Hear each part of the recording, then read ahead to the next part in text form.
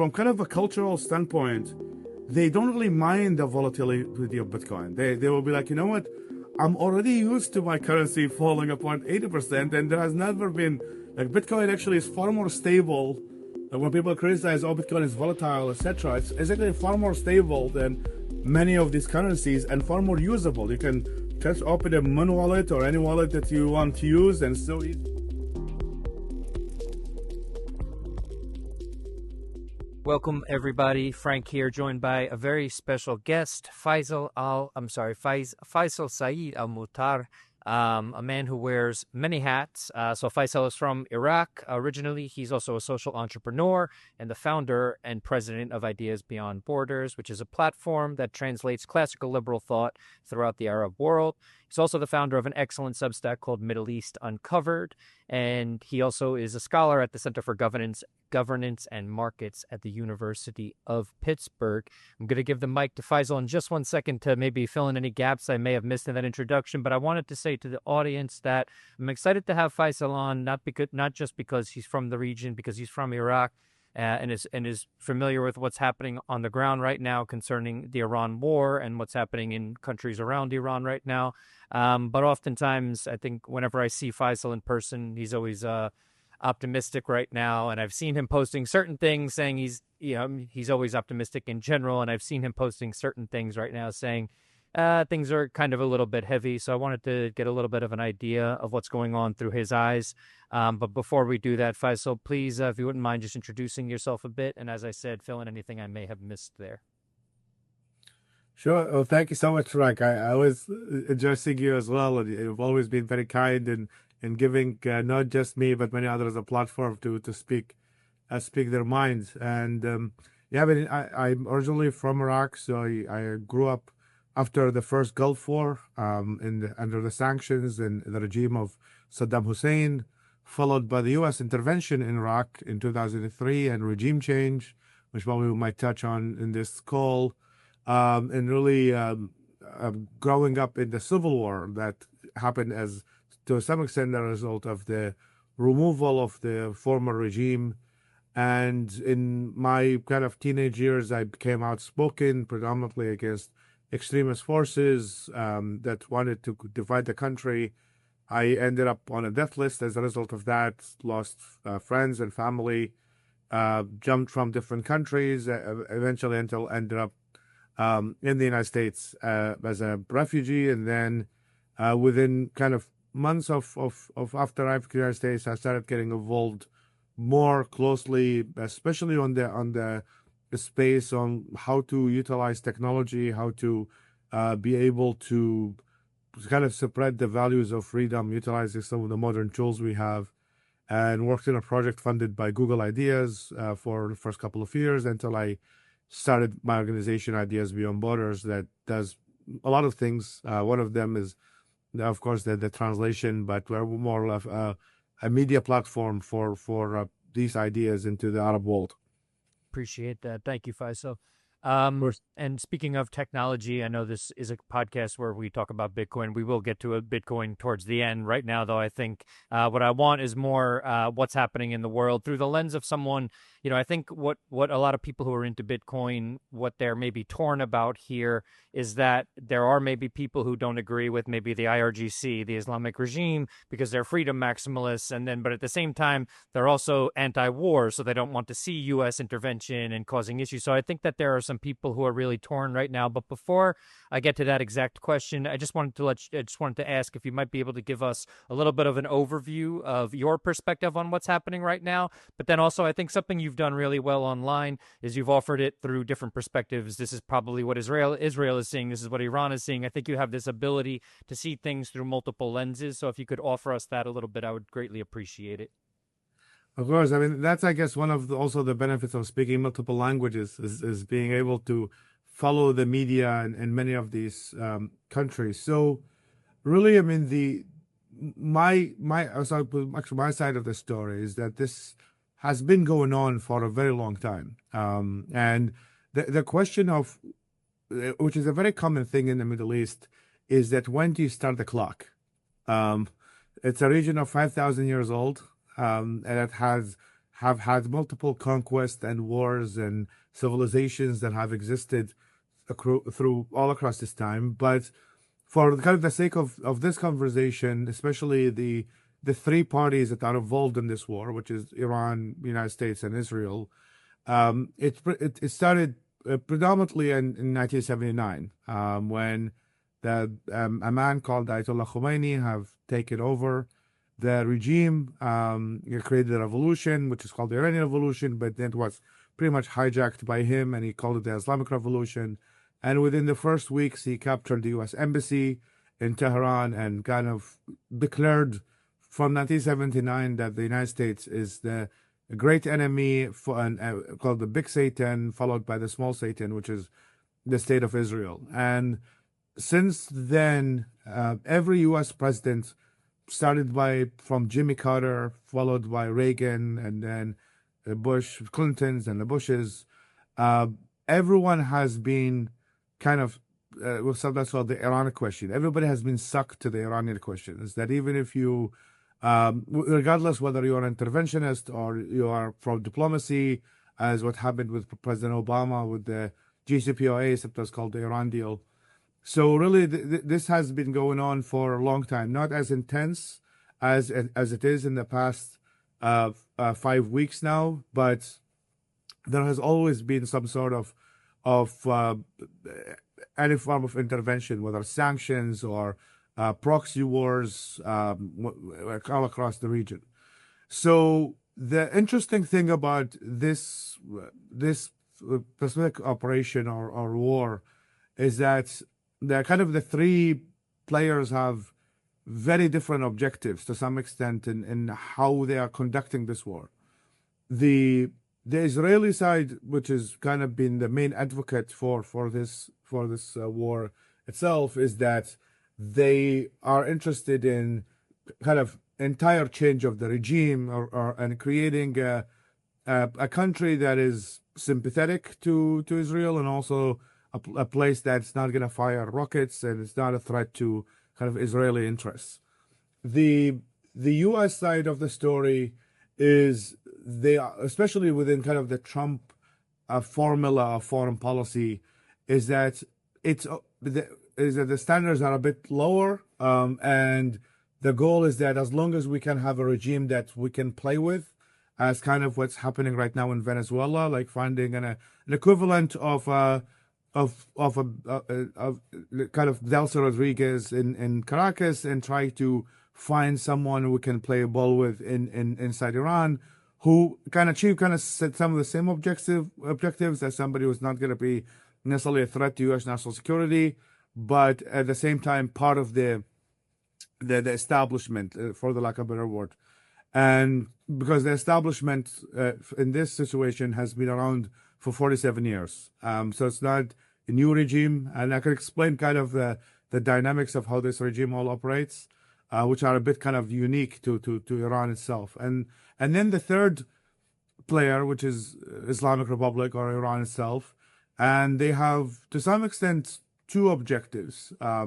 One is survival, so that's really part of the reason why they have been moved to, I would call it just the Iran-Israel-US war. It's a regional war right now, and might become more than regional war. So there's one part is survival. The second part is dominance, is that if they can prove that they are able to survive and be able to kind of teach America, quote unquote, a lesson, or teach Israel a lesson, then this could be the opportunity for them to really establish dominance over the entire region, particularly on other Gulf states, which are just next door to them, and kind of show that there is a new boss in town. And this is really kind of the opportunity that they're seizing. So with these kind of, that's on kind of a big picture country level.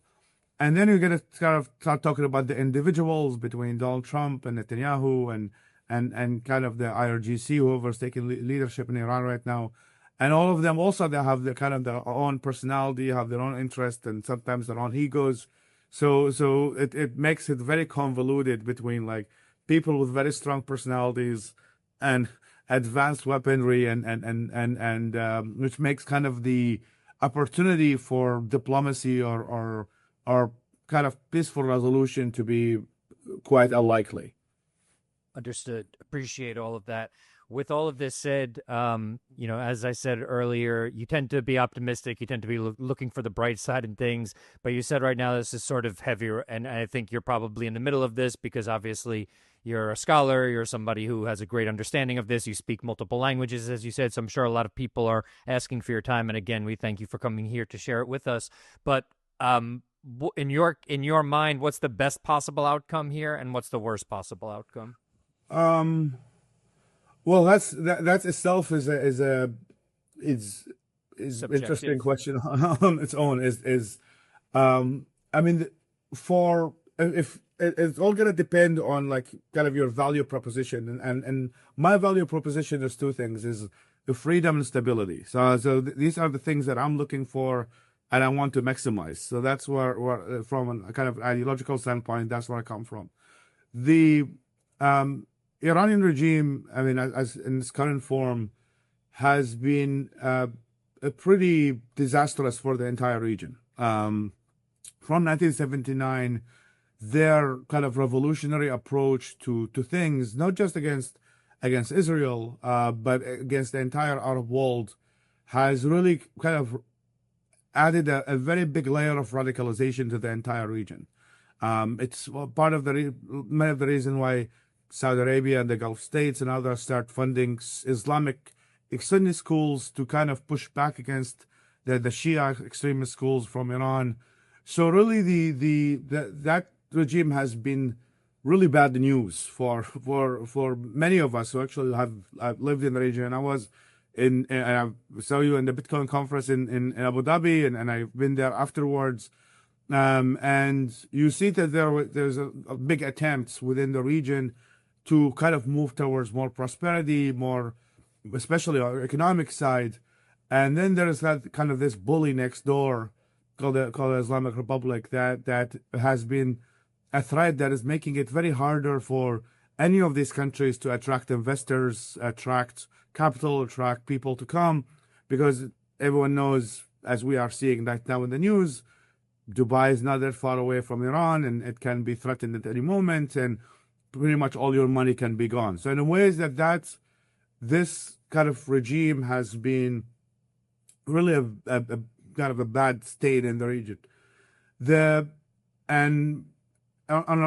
mean, now with the war, I mean, one silver lining is that many of these countries that are, for the most part, agree on the points of stability and prosperity, are figuring out the more need for unity within these countries, because there's been a lot of minor divisions that sometimes go out of proportion between many of these Gulf countries over sometimes really petty things. And now when there's ballistic missiles thrown at them, they're realizing there's a much fairer chance of us being united and build a more strong economy, strong military, strong everything than so that's really kind of an optimistic, which I think is very good in the long run.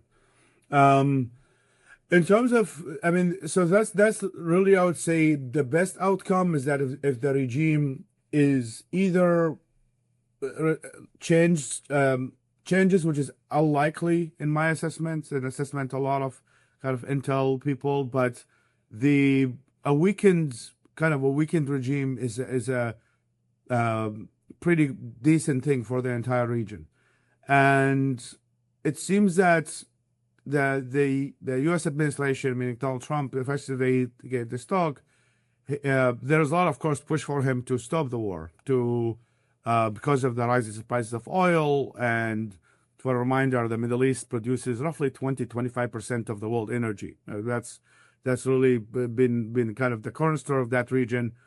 And it seems to me that the U.S. or the administration is really pushing to finish the job instead of now stopping and then having the ability for the Iranian regime to restore ability kind of quickly. So if that's the outcome, of course, the ultimate goal is that can done with the minimum human costs possible. And if that happens, I mean, Trump said 2 to 3 weeks. I think that's pretty optimistic. It's really hard to weaken a regime of 47 years in 2 to 3 weeks, or or 47 days. I think you probably need much more than that. But I think that would be my opinion, the best outcome. The worst outcome is if the U.S. pulls out right now, because then it means that's a signal to Iran that, okay, the U.S. is not going to follow through, and they're going to utilize that to really expand. I mean, the third possibly maybe a better outcome is that maybe the United States should not have interfered in the first place. But now because we don't know yet the outcome, if it's going to be great or bad. But if I have to choose between, I think the good choices would have been no intervention or finish the job, and not what we have right now, because it's in the middle of a war. And I think if the United States stops, then it's I think the repercussions are much higher than are negative than both of these options. Oh, good. Yeah, appreciate that perspective. Yeah, I think a lot of it, though, I think is going to have to do with whether or not the Strait of Hormuz gets opened. I think there's been a few different people saying, like, look, we can talk about boots on the ground, we could talk about these attacks, who's been killed, who hasn't been killed, but it kind of doesn't matter, because a lot of this conflict right now revolves around the fact that Iran is basically cutting this artery off from blood flow right now, and it's a huge issue for the world. We're seeing it greatly affect Southeast Asia right now. It's eventually going to come to affect the United States. But the bigger issue there is that as it's affecting Southeast Asia, as it's affecting other allies of the United States around the world, they're going to be getting mad at the United States. That basically one of the effects of this war is the Strait being closed. So do you feel like the Strait has to be open before this is done, and is there any way to peacefully negotiate that? So I mean, I think that is what the regime wants the war to be centered on. I mean, that in a way, the holding the kind of the Strait of Hormuz hostage is against most norms of international waters agreements, free trade agreements, etc., because they actually don't own that water. I mean, these are international waters in which any ship from any country, including non-U.S. allies, can operate from. So that's, I think, shows to some extent is how much of a bully this regime is, and they're willing to starve the entire world of energy, and especially the sometimes called the global south or the developed world. They're dependent on day to day when it comes to energy. They're not like countries like Canada or the United States and others which have massive high production of oil. So in a way, the United States is the least affected, even though there are some who are now seeing that the price of gasoline in the U.S. has increased as well. I think 20% so far. So the United States, it will come to the pockets of the middle class very soon, but it's not consequential as it is in countries like Sri Lanka or the Philippines, where now they're talking about canceling most of their flights, shutting down some of the airports, and because many of their airlines cannot have fuel, their supply chains are all disrupted, so they're suffering quite a lot, and that could have, I mean, two things is that either these countries will be like, okay, we didn't want this war, but we have to do something to the Strait of Hormuz because we're being suffocated now. That's one outcome. And the other outcome is, of course, blaming the United States and saying that Trump shouldn't have done this and kind of directing the energy, which is also possible, especially among kind of European allies or European friends, or in some cases, because Trump has just largely insulted them for the past couple of years with saying that he's going to take Greenland and say that he's going to send the U.S. military into Europe and take some of their territory, which in a way is that for them is like, hey, in this Davos, we're talking about U.S. military taking over a recognized part of Denmark, and now you are asking us to use our military to open up the Strait of Hormuz. So I think there might be a bit difficulty convincing the Europeans that this is in their interest. But I think I have a feeling that if Trump continues the war and the situation continues as it is with the closure of the Strait, I think they will be forced to interfere, because also Europe, especially since the Russian invasion of Ukraine, has been struggling with energy prices. As I think some of my friends in Berlin have been talking about electricity prices, monthly fees have rose up by 400, 500 euros.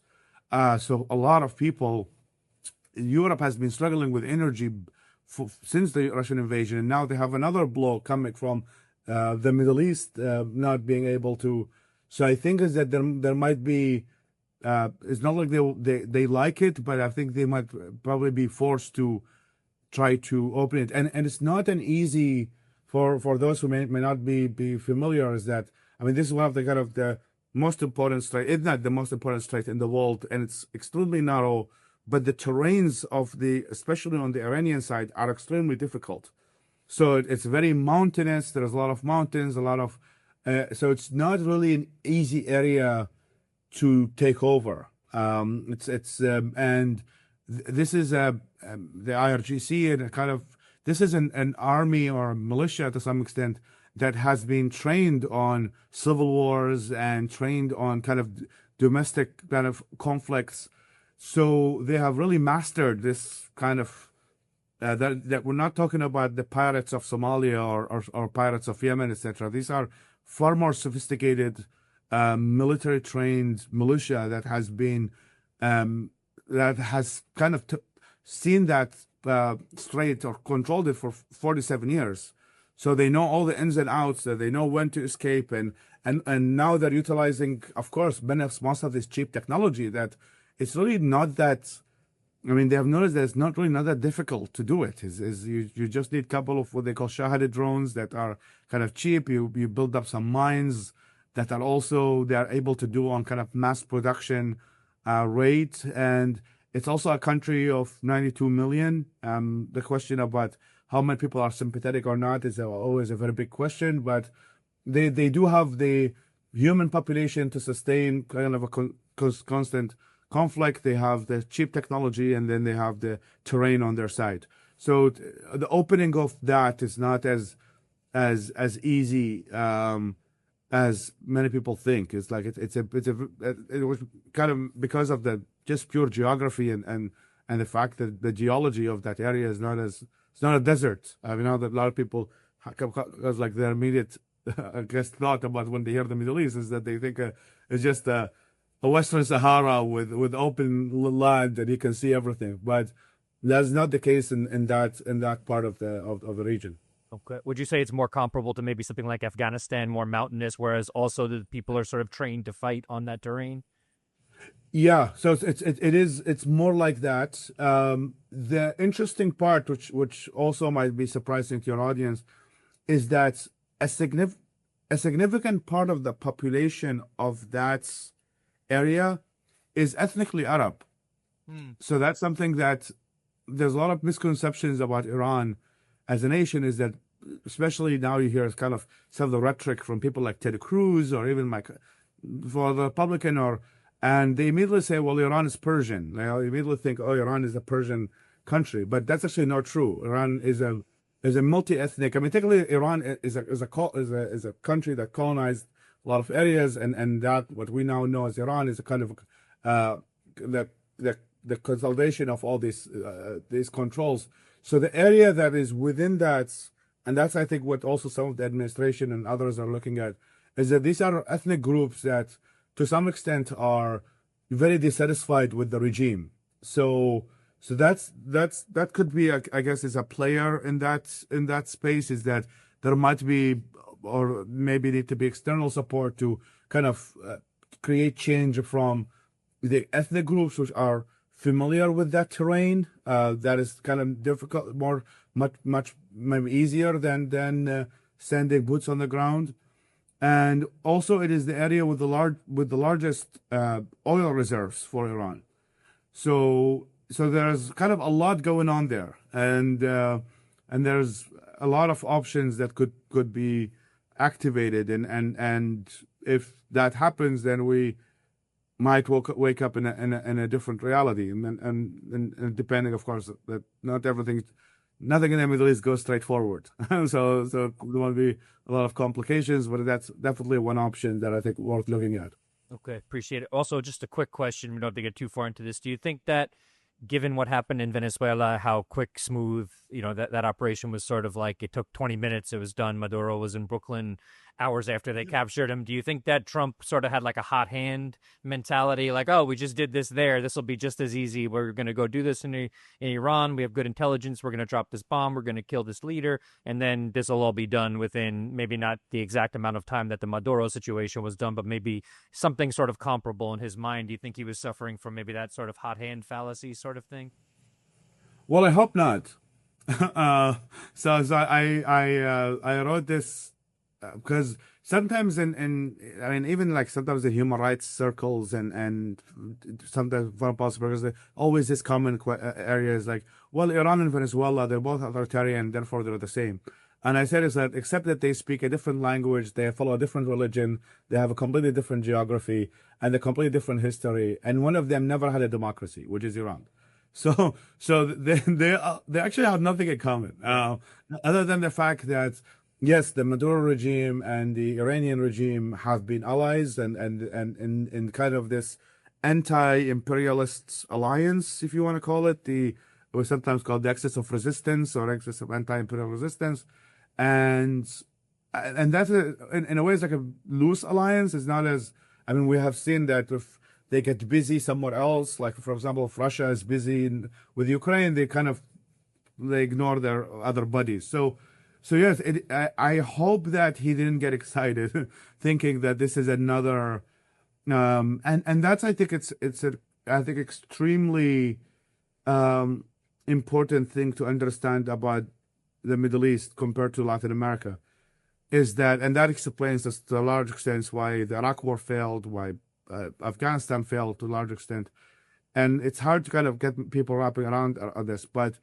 the Middle East never had a democracy. It never really had the concept of democracy. It's a different. I mean, it's and I'm not looking necessarily of like, oh, democracy is better or monarchies are worse or any of that, but just from kind of a cultural standpoint, and the region has existed in 5,000 years, so it's pretty old.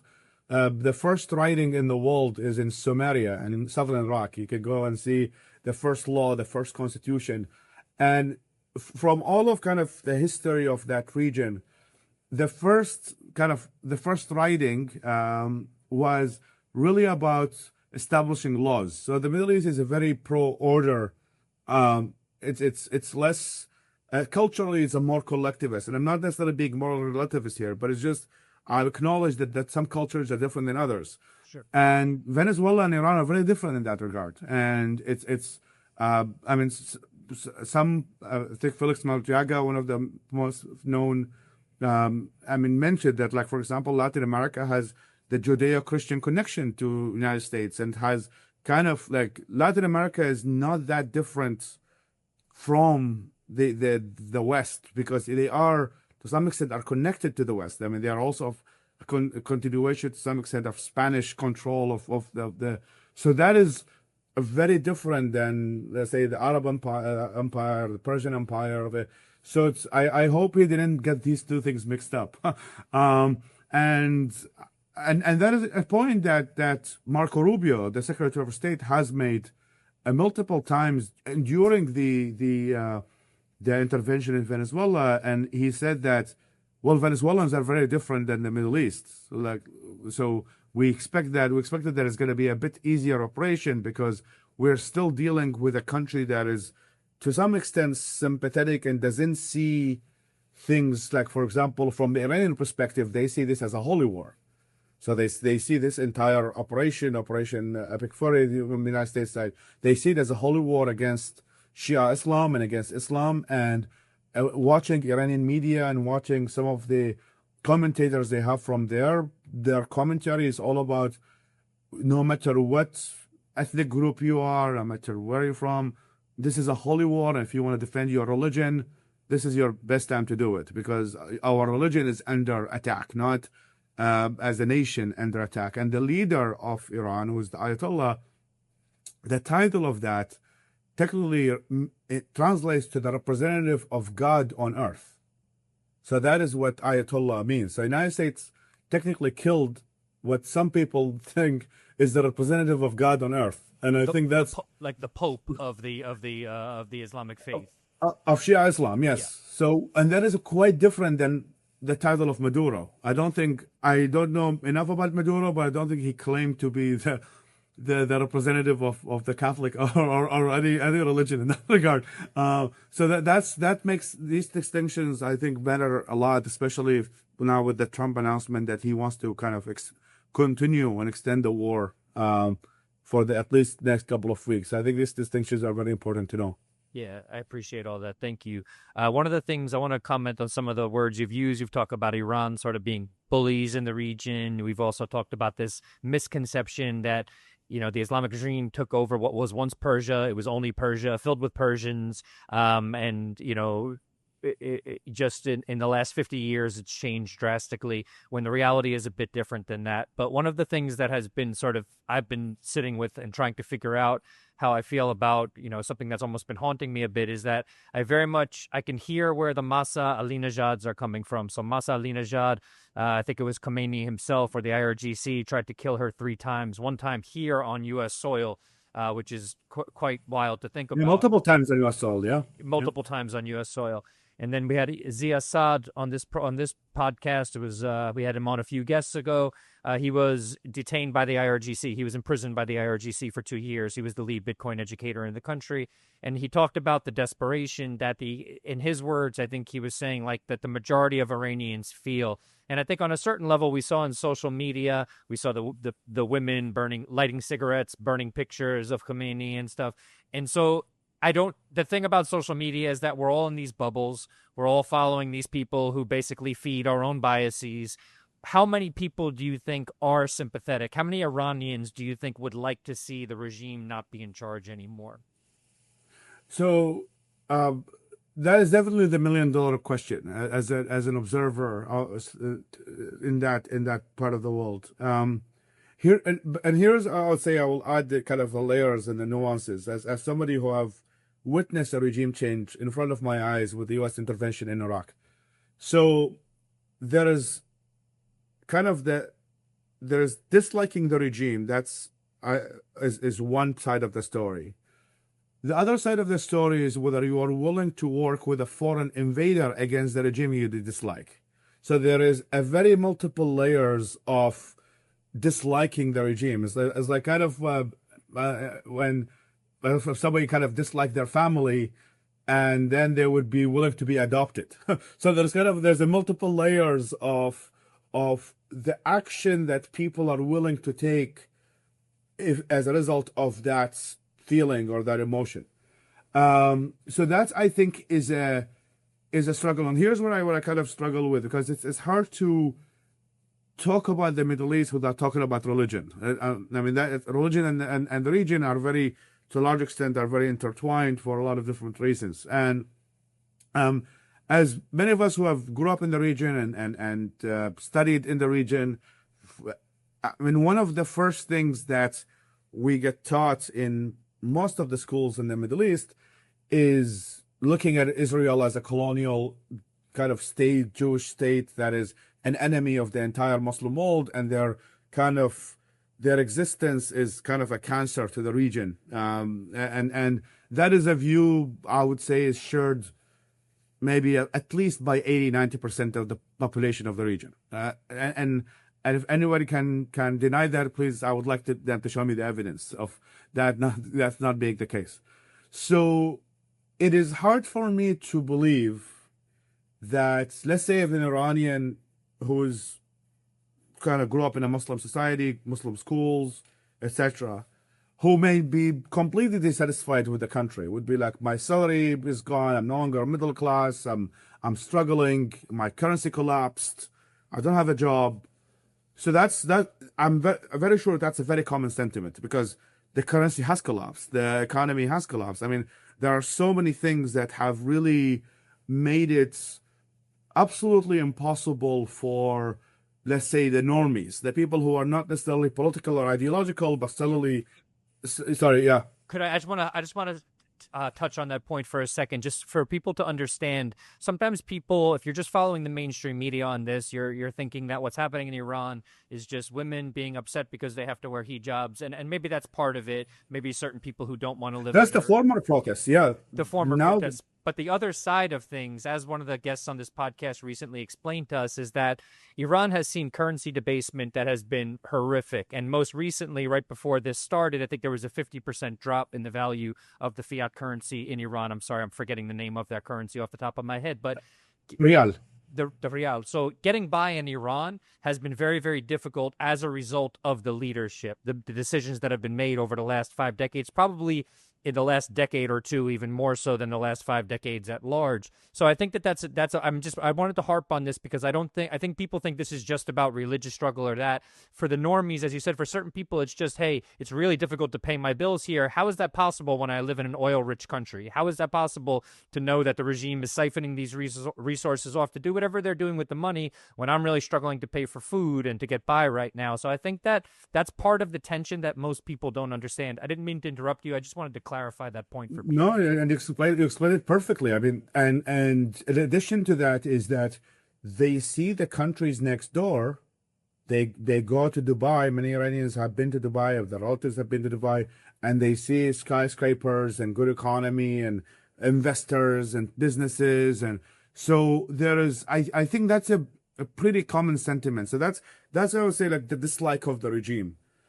So then, as I said, there's two. That's the other. So there's this like regime. Then the second layer is willing to work with a foreign country that is kind of disliked predominantly by a lot of people in the region against that regime. And then there is the other element, which is kind of there's no organizational structure of the opposition. That's an entire. I can give a 20-hour lectures on how opposition movements work in the region. So, and so all of these things have to really coincide for things to change. And there hasn't been any kind of significant thing about kind of defections within the regime, or so if that kind of, and I recommend people to read my article about kind of regime change in the region, of like kind of how public sentiment works in terms of changing the regime or not. And I mean, the main thing for the regime to be toppled is whether the people who are loyal to it and the people who have got the guns are willing to give up power. That's really the standard. That's when the regimes actually fall. And so far, even with all this bombardment, there has not been any kind of defections. And so yeah, I mean, it's hard to, which is I think why the Trump administration has kind of lowered their expectations is instead of, I mean, he did mention here and there, like, people go take over your buildings and some of these things, but Marco Rubio, who I listen to more because I understand the language he speaks more than I understand Trump's language, he said that the goal is not kind of regime change and kind of just weakening the regime and yeah, so and I think that's likely. Even so, we'll have like a population that still hates its regime, but maybe not enough to that they're willing to overthrow it. Understood. If let's just say theoretically let's just say there's a support, 51% support for something. Again, as you said, it's complicated, but for people who want to see the regime overthrown and to also side with maybe a side that they don't agree with, the United States, even Israel, in the case of some people that I've spoken with. So to say, like, I'll just take anything to change the situation here in Iraq, I'm curious. I'm sorry, in Iran. I'm curious as to how you would think about that. So you ascribe to very much the Western tradition of liberal thought, but the U.S. has a conflicted history. Imperialism is a real thing. U.S. interventionism gone wrong is a very real thing. So when it comes to this, as somebody who believes in a certain level of personal freedom, how would you reconcile that? How do you reconcile the idea that? So I'll contextualize this a little bit differently. I recently spoke with 2 Cubans, and I said to them straight up, I said, I'm sure that you're watching what just happened in Venezuela. I'm sure you're watching what's happening in Iran, and then the likes of Rubio and Trump saying maybe Cuba's next, and they're like, we don't care. We just want to see anything change there. We can't do it on our own. We cannot. We've done. There's nothing left for us to do. Do we want that to be the case? Do we want it to be the U.S.? No, we do not want that. But on a certain level, how do you look at it when it comes to the idea of freedom? If the people there are not going to have a certain degree of freedom, and let's just say theoretically 51% want that degree of freedom, and the only way for that to happen is for an entity like the United States to get involved, how do you reconcile that?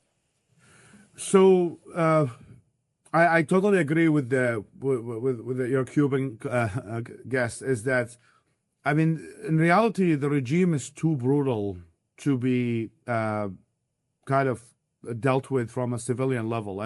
And to be fair, I mean, many of the Iranians have tried most of it in the latest protests in really a couple of months ago, a couple before this war, and the immediate response from the regime is really just mass slaughter. And nobody knows today, until today, how many people were killed. I mean, there is the reports of 15,000. Trump mentioned 45,000. I think like that's a bit of a jump from some of the numbers that the human rights groups are saying. But it is really extremely difficult for civilians to do the heavy lifting of trying to overthrow the regime, knowing that the costs are extremely high. So I understand why kind of violence could actually become a reason why people don't do something. But again, I mean, the thing that I am kind of stuck with, the way that I kind of I've been dealing with this war is really trying to ask as many questions as possible.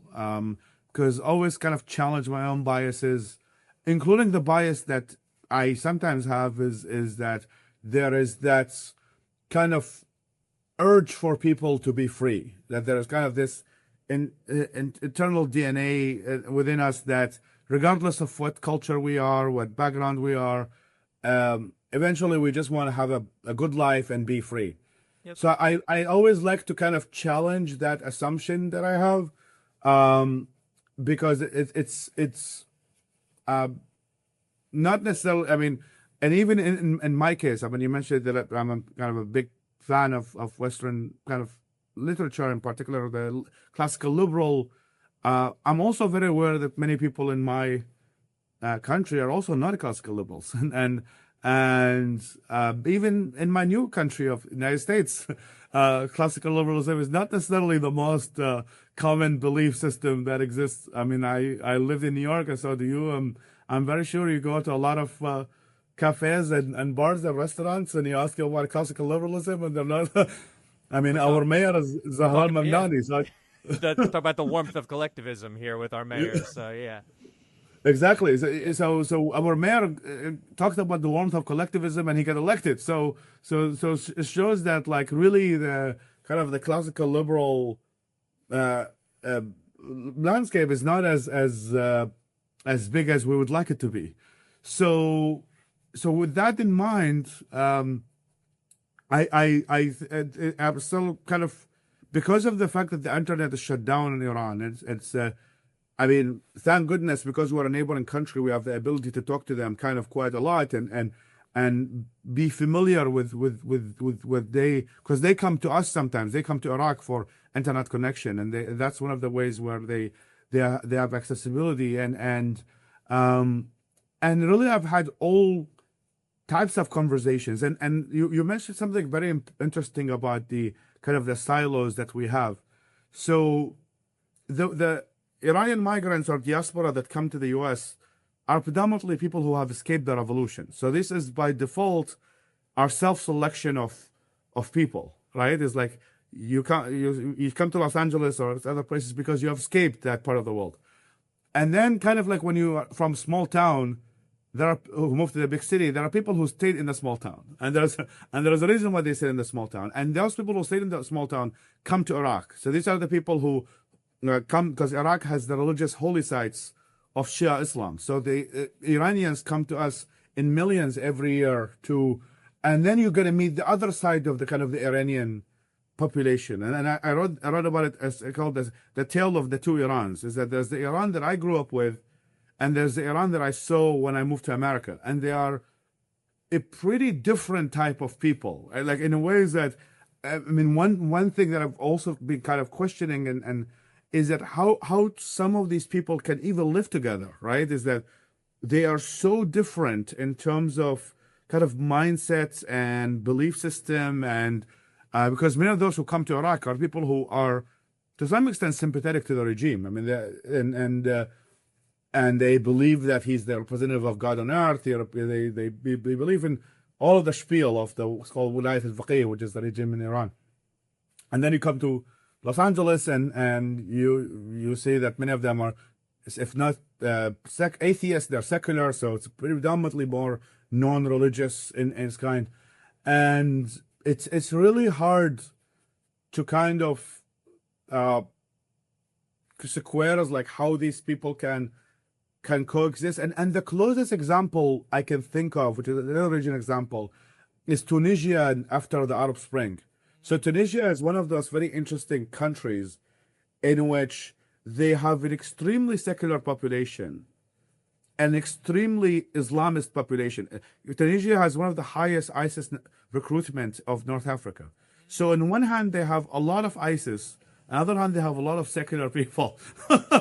And I think the closest I can think of is Iran, is that they probably have these two kind of conflicting, like they don't necessarily have a center. They have people who despise the regime, and they have people who love the regime, and there is kind of very little in between. And that's one assumption. I'm sure that some of the audience might especially from that might disagree with that, and ignoring, of course, all the ethnic divisions and the Kurds versus the Baluchis versus the Arabs. And one other interesting thing is that that's another ethnic kind of, as when you talk to the Persians, they will tell you, well, everybody is happy to be part of Iran. Like they all want to be part with Persians, and except when you talk to non-Persians.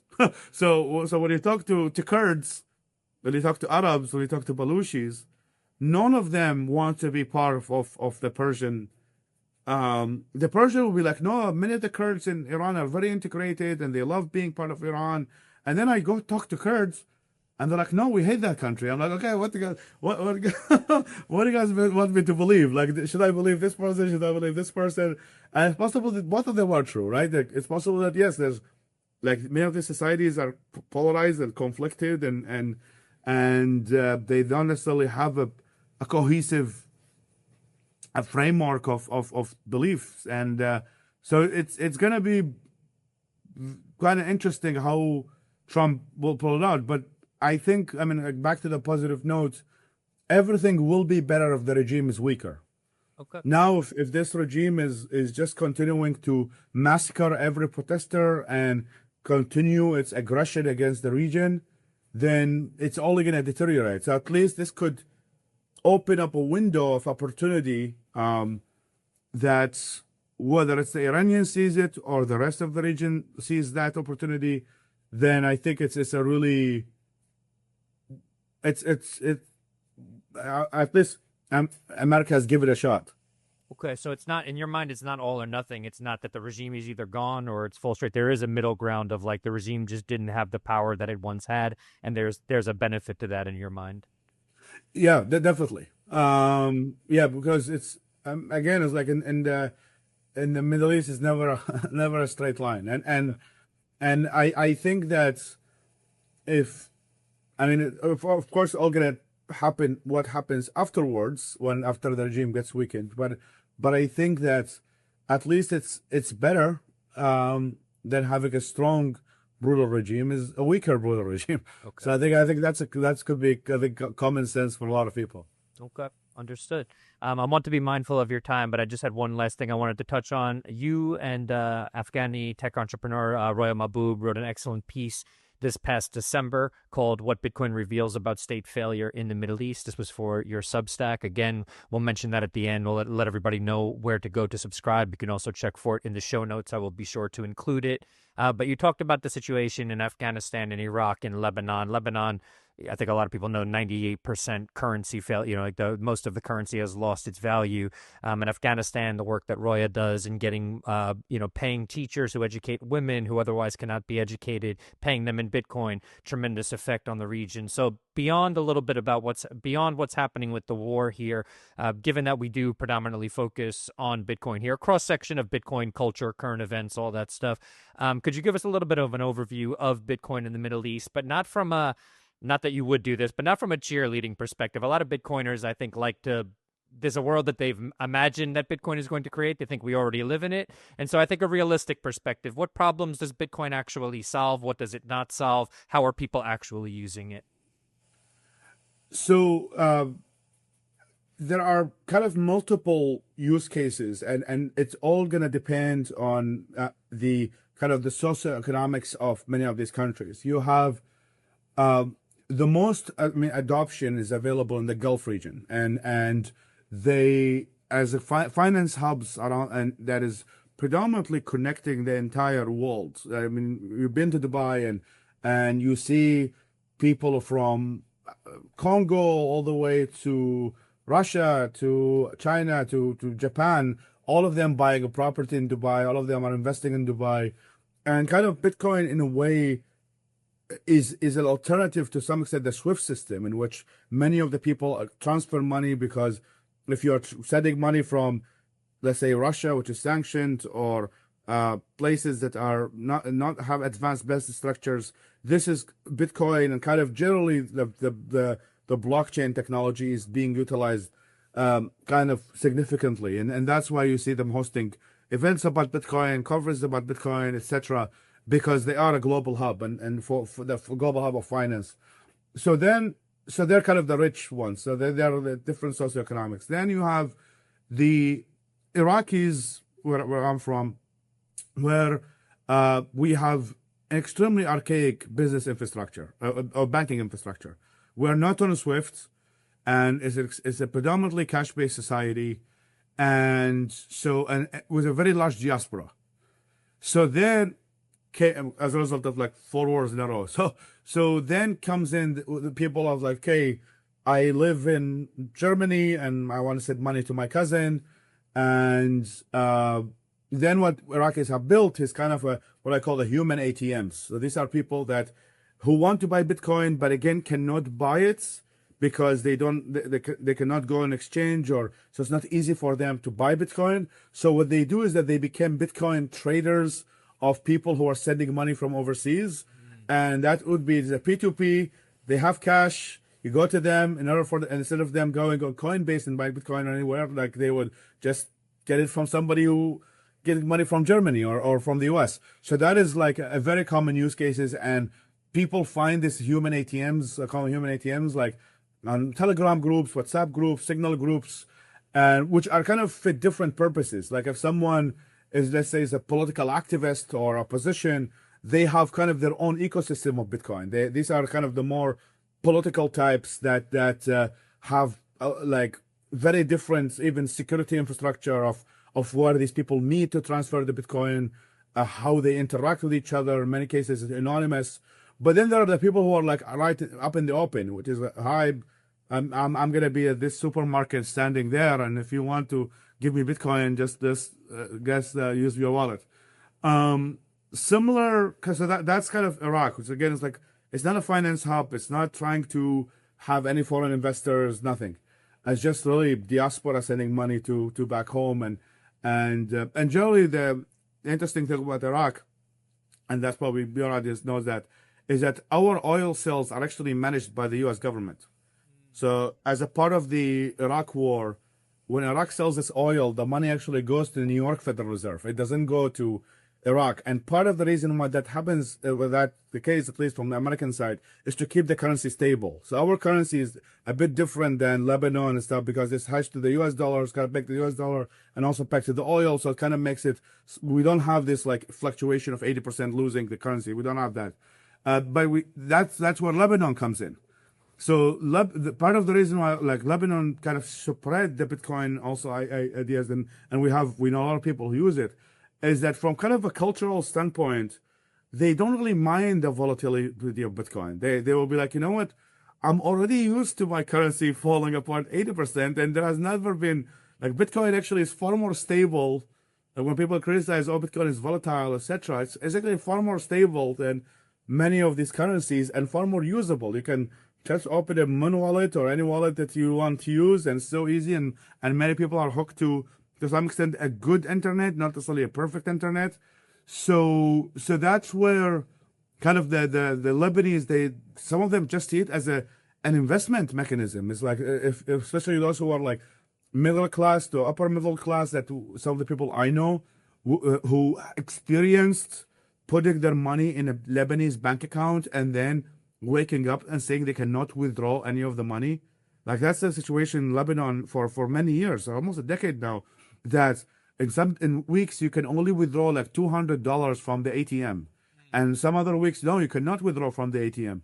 So a lot of people have lost access to their money and they have lost the entire value of their money. So they start looking at Bitcoin as a way to really like save up your money, like in that way. So really, it's and the same example I said about saving the money is also applies in Turkey, because Turkey has also had a lot of fluctuations with the currency. So it's really every kind of country based on its own socioeconomics has really have developed a different use case, and that's generally like there's that, and the second most adopted or same numbers is the kind of the tether and the digital dollar, because people don't have access to kind of the usual banking infrastructures or credit cards. So this is a bit something to some people, especially older kind of generation. They know the dollar. They're like, we're just gonna use digital dollar and call it a night. So that's really kind of how it's used. And the article Mia Roy wrote focuses more on like the non-advanced economies, like not on the UAE and others, but more on the places where kind of the currency either collapsed or like and that's where Bitcoin became like really like an underground infrastructure of finance that it gave access to so many people to this that kind of to money. Yeah, 100%. Yeah, and I appreciated that you highlighted that. I think a lot of people, especially I give you a lot of credit because I know that you're involved in academic circles and working with people in think tanks and stuff. And I think still oftentimes in that sort of ivory tower world, there's a little bit of like, oh, Bitcoin, we don't need to pay attention to that. So I think that you're speaking to its value actually has it's a benefit for Bitcoin. It's really important that people like you, people as educated as you with the experience that you have, can speak to it in these ways. I say this as a former college professor, taught at a bunch of places here, where if you mentioned Bitcoin in the lunchroom or something like that, you would just be laughed out of it. So I think that what you're talking about.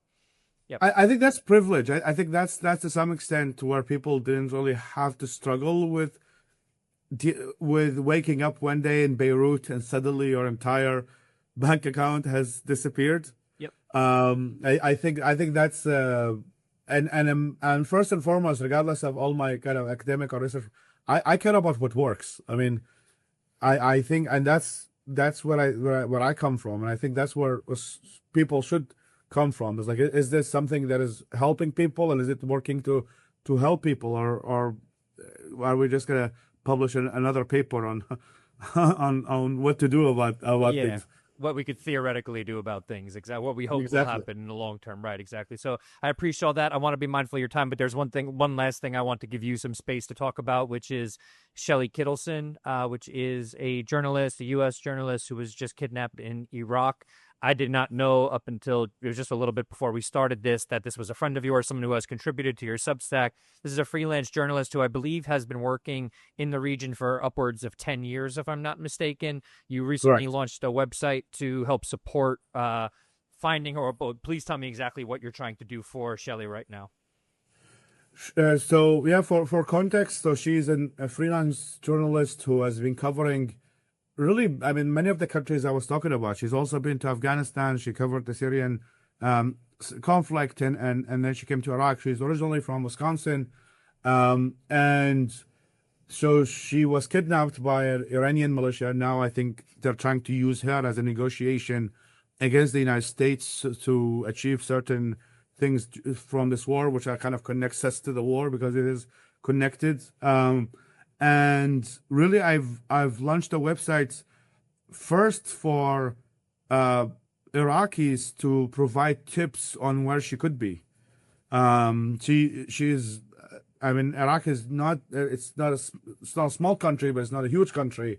So there's a lot of potential where a lot of these militias where they kind of drop hostages in people's houses and things around the country. So that is one part of the I started the website. It's now getting actually popular in Iraq. I've said it to a lot of people who, hey, if you have tips, the FBI has a tip because the FBI is handling her case.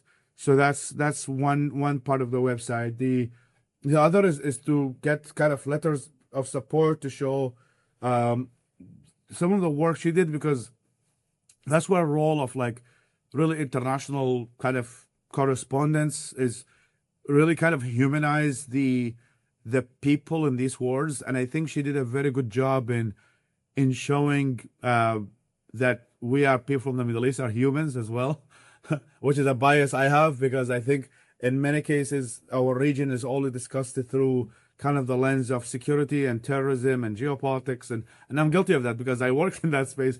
But so she did a very good job of like talking to a lot of people, and she like really has done a very good job at that. And that's how I actually get to know her, because she was covering people I know in like civil society and women's rights groups, and these are not people that get coverage, right? Like they're not it's not the top of news. We're not talking about the Strait of Hormuz, right? This is Strait of Hormuz has more effect on global energy and all of that, and that's where it gets the most attention. But a woman who started a school for, I don't know, other widows who got affected by the war or something like that, that is not the sexiest news that will make it on the headlines. And Shelly has done a really amazing job in like being there and listening to these people and kind of giving them a voice.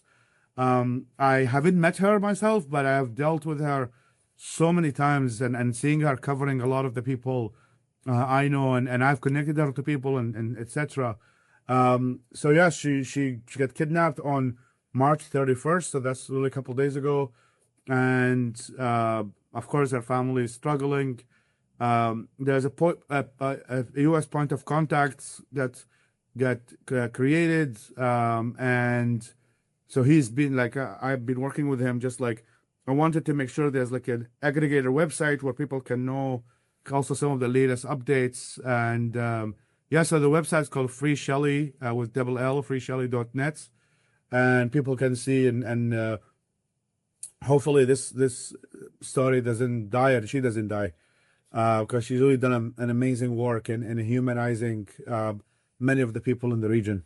Appreciate that, and appreciate that work. I did not know that about her, and that I appreciate the fact that you're out there trying to help people find her. It's really, really important, and does not surprise me. You have a great heart, Faisal. You're a great human being. Pleasure. It's been a pleasure to get to know you in the last few years. Yeah, and it's a pleasure to have you on the show here. This has been very enlightening for me. I think that your ability to speak about all of this with nuance, being from the region, to I think speak about it in a way that you're passionate about wanting things to get better in the region, but dispassionate in the way that you have this ability to see it from multiple angles, which I think is really important. And it really helps people to see that this is a far more complicated scenario than most people realize. And there's just no overlooking that. It's just complicated, and you're trying to kind of spell out what all of it looks like and what all the moving parts are, and that's quite difficult. And I think a lot of people don't necessarily want to listen to that. There's a lot of this is my tribe and this is the way I want to see it, because if I believe that there's all this other stuff happening, there's cognitive dissonance, and I don't want to have to think like that. So I think that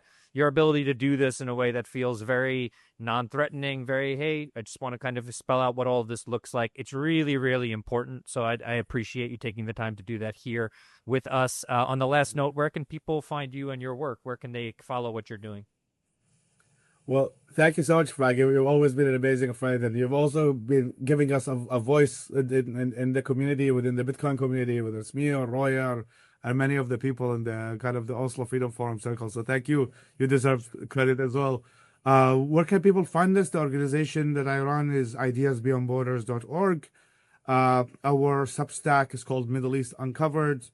I am actually creating a Substack within the Substack called The Day After, in which I'm going to be interviewing a lot of experts in post-regime transitions of like what happens when a regime falls. Like when people, because a lot of people focus on like, okay, the regime needs to fall, But I have seen regime fall. I've seen Saddam Hussein fall, and then we had a civil war afterward. We had chaos. We had so the subject of like the day after is something of extreme importance. So on Middle East Uncovered, there will be a section called the day after, and that is going to cover a lot of these issues, not just in the Middle East, but I'm going to talk to a lot of people from other regions as well.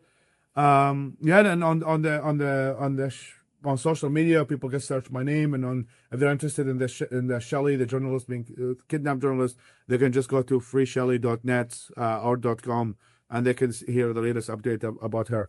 Amazing. I appreciate it. All of those websites, including Faisal's handle, they'll all be linked in the show notes. Again, Faisal, thank you so much for taking the time to do this. I hope you get some rest, and I'm hoping for the best in the region and that everybody you know, your loved ones, your connections, the journalists you know, that everybody stays safe and this resolves in whatever the best way possible is. Thank you. I hope so as well. Pleasure's all mine. All right, everybody. Thanks for listening. We'll talk soon.